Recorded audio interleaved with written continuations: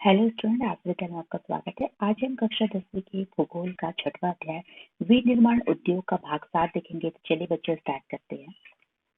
आज हम इसमें सबसे पहले देखेंगे सीमेंट इंडस्ट्री यानी कि सीमेंट उद्योग। जैसे कि आप जानते हैं कि सीमेंट जो है वो बहुत ही इम्पोर्टेंट होता है। हमारे बहुत सारे ऐसे कार्य होते हैं जो कि मुख्य रूप से जिस पर हम डिपेंड करते हैं सीमेंट के लिए।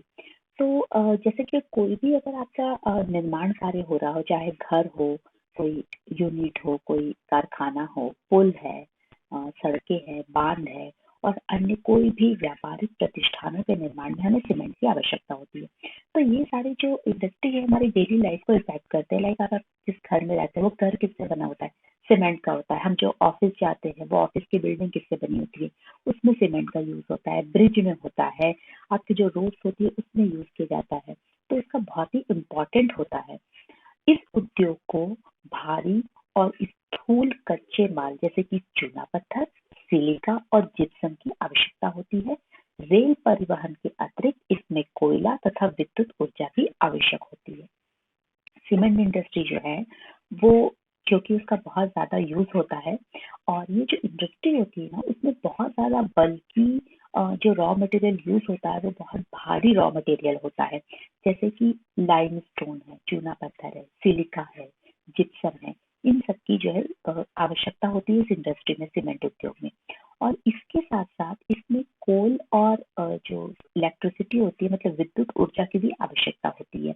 इस इंडस्ट्री के लिए हमें बहुत ज्यादा कोयले और विद्युत ऊर्जा की भी आवश्यकता होती है। और इसके साथ साथ एक इम्पॉर्टेंट होता है, वो होता है रेलवे ट्रांसपोर्टेशन यानी कि रेल परिवहन की आवश्यकता होती है। क्योंकि क्योंकि ये जो माल, कच्चा माल जो है वो बहुत भारी होता है। तो इस माल को उठा के एक स्थान से दूसरे स्थान ले जाने के लिए हमें बहुत आवश्यकता होती है कि कच्चे माल को जो है वो लेके जाना। और दूसरा होता है कि जब वो माल तैयार हो जाता है तो उसको जो है बाजारों तक पहुंचाने के लिए, उनके स्थानों तक पहुंचाने के लिए भी हमें रेल परिवहन की आवश्यकता होती है।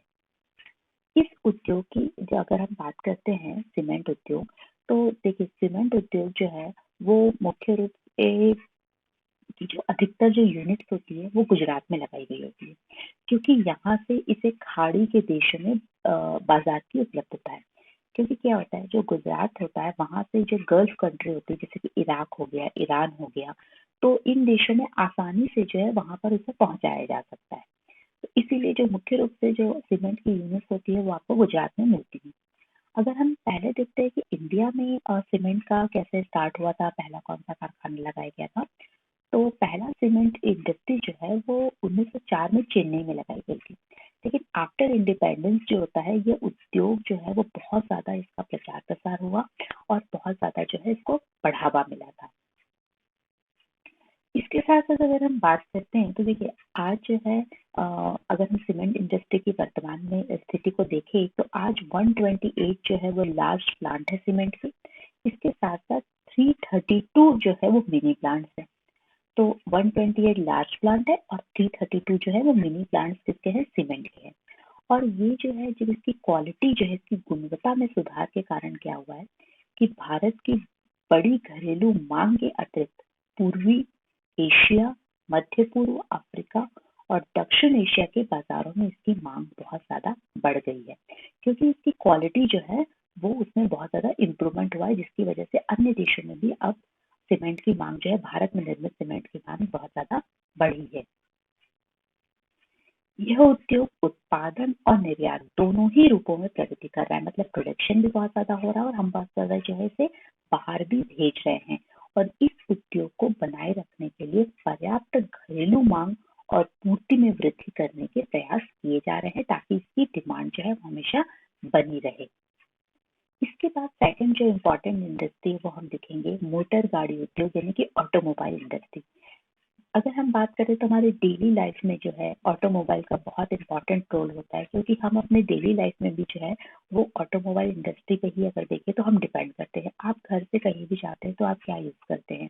आप कहीं भी एक जगह से दूसरी जगह जाने के लिए कोई ना कोई व्हीकल्स यूज करते हैं, चाहे वो कार हो, चाहे वो बाइक हो, स्कूटी हो, कुछ भी हो। तो ये सारी चीजें जो है वो कहाँ बनाई जाती है? ये सारी चीजें बनती है ऑटोमोबाइल इंडस्ट्री में। मोटर गाड़ी यात्रियों तथा सामान के त्रिपरिवहन के साधन हैं। भारत में विभिन्न केंद्रों पर ट्रक, बसें, कारें, मोटरसाइकिल, स्कूटर, टी-पहिया और बहुउपयोगी वाहन निर्मित किए जाते हैं।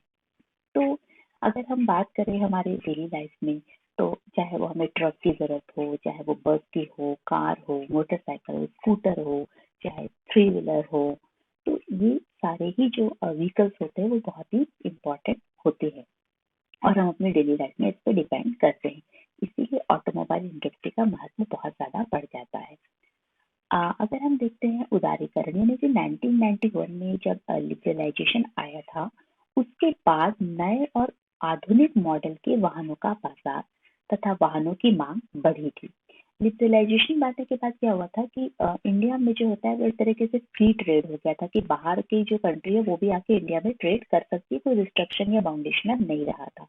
तो जिसकी वजह से क्या हुआ कि ऑटोमोबाइल इंडस्ट्री का बहुत ज़्यादा ग्रोथ हुआ था और बहुत सारे जो मॉडर्न टेक्नोलॉजी के जो व्हीकल्स थे वो भी जो है वो मार्केट में आए और उनकी मांग भी बहुत ज़्यादा बढ़ी, जिससे इस उद्योग में विशेषकर अगर हम देखें तो कार, टू व्हीलर और थ्री व्हीलर में जो होता है बहुत ज़्यादा वृद्धि हुई थी, बहुत ज़्यादा इसकी डिमांड बढ़ी थी और लोगों ने जो है इसको खरीदना प्रारंभ किया था।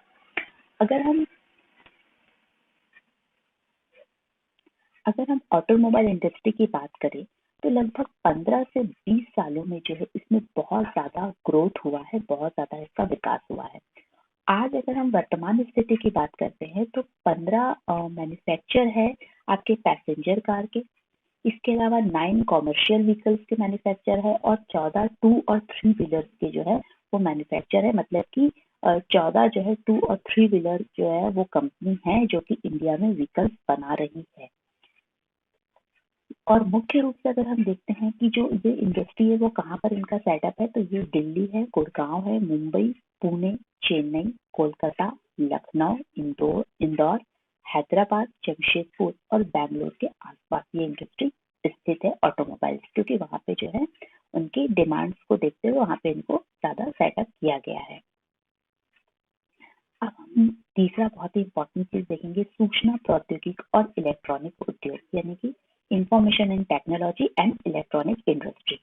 ये इंडस्ट्री आज अगर हम वर्तमान में बात करें तो बहुत ही इम्पोर्टेंट इंडस्ट्री है और मुख्य रूप से अगर हम देखें तो आज जो है ये हमारे फॉरेन एक्सचेंज को लाने में बहुत ज़्यादा इम्पोर्टेंट रोल प्ले कर रही है। तो सूचना प्रौद्योगिकी और इलेक्ट्रॉनिक उद्योग की अगर हम बात करते हैं तो इंफॉर्मेशन एंड टेक्नोलॉजी क्या है और इलेक्ट्रॉनिक इंडस्ट्री आपस में जुड़ी हुई होती है, क्योंकि अगर मैं बहुत ही सरल शब्दों में कहूँ बच्चों तो इंफॉर्मेशन एंड टेक्नोलॉजी यानी कि सूचना और प्रौद्योगिकी से मतलब होता है कि जो भी आपके सॉफ्टवेयर होते हैं और इलेक्ट्रॉनिक उद्योग में आपके हार्डवेयर जो आते हैं। तो आप जानते हैं कि सॉफ्टवेयर और हार्डवेयर एक दूसरे पे बिल्कुल ही एक दूसरे के पूरक है, तो इसी वजह से ये दोनों इंडस्ट्री जो है आपस में जुड़ी हुई होती है। इलेक्ट्रॉनिक उद्योग के अंतर्गत आने वाले उत्पादकों में आपको छोटे से एक ट्रांजिस्टर से लेकर एक बड़ी टेलीविजन, टेलीफोन, सेल्यूलर टेलीकॉम यानी कि आपके mobile phone, telephone exchange, radar, computer तथा दूरसंचार उद्योग के लिए उपयोगी अनेक उपकरण बनाए जाते हैं। ये सारी चीजें यहाँ पे बनाई जाती है, जिसमें इलेक्ट्रॉनिक इंडस्ट्रीज के अंतर्गत बनाई जाती है।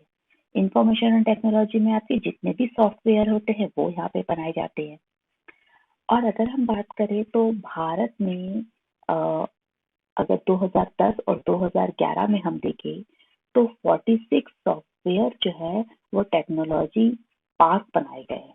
46 जो आईटी जो है इंफॉर्मेशन एंड टेक्नोलॉजी जो है, अगर हम भारत की बात करते हैं तो इसमें बहुत ज्यादा लोगों को जो है इससे रोजगार प्राप्त हुआ है और सबसे अच्छी बात यह है अगर भारत के दृष्टिकोण से भी हम देखें तो लगभग जो है 30% जो है वो महिलाओं को इसमें रोजगार मिला हुआ है। 30% महिलाएं जो है वो इसमें इसके द्वारा जो है वो उनको एम्प्लॉयमेंट दिया गया है, तो ये बहुत अच्छी बात है।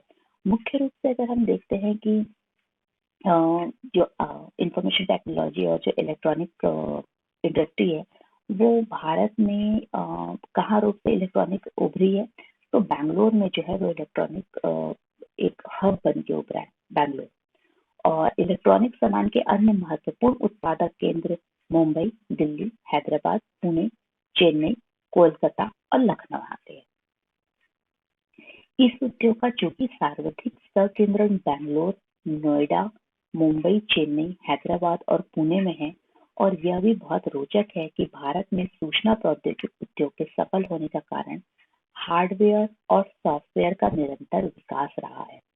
क्योंकि मैंने आपको बताया है कि ये बहुत ही महत्वपूर्ण है ये इंडस्ट्री, क्योंकि ये इंडस्ट्री जो है बहुत ज़्यादा आपको आज अगर हम वर्तमान में देखें तो सबसे ज़्यादा ग्रोथ जो होता है इसी इंडस्ट्री का हो रहा है।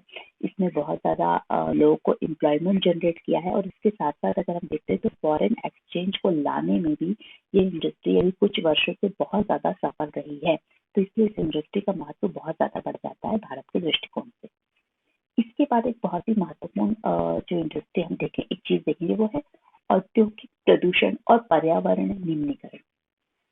यद्यपि उद्योगों की भारतीय अर्थव्यवस्था की वृद्धि और विकास में महत्वपूर्ण भूमिका है, तथापि इसके द्वारा बढ़ते भूमि, वायु, जल और पर्यावरण प्रदूषण को भी नहीं नकारा जा सकता है। एक बहुत इंपॉर्टेंट अभी हम टॉपिक पढ़ रहे हैं कि औद्योगिक प्रदूषण और पर्यावरण निम्नीकरण।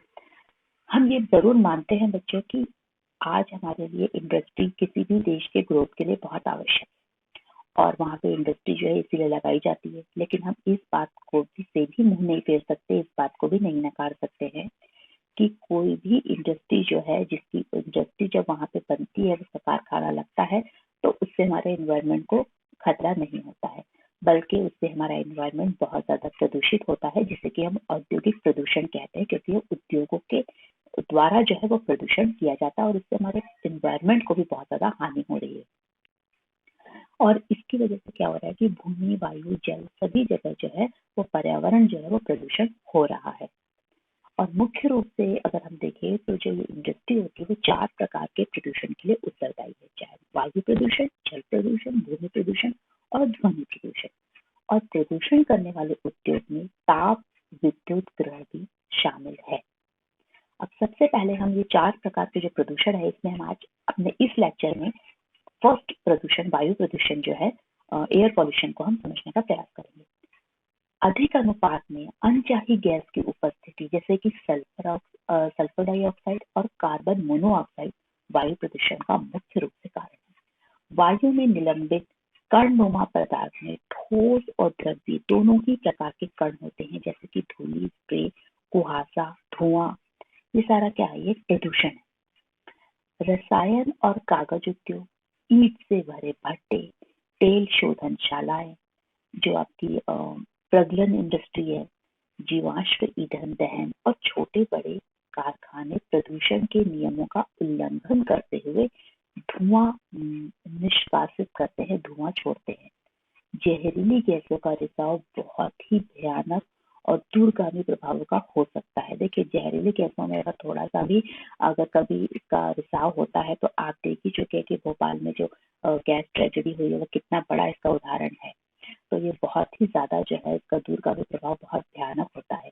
वायु प्रदूषण मानव स्वास्थ्य, पशुओं, पौधों, इमारतों तब पूरे पर्यावरण पर जो है ये अपना दुष्प्रभाव डालते हैं।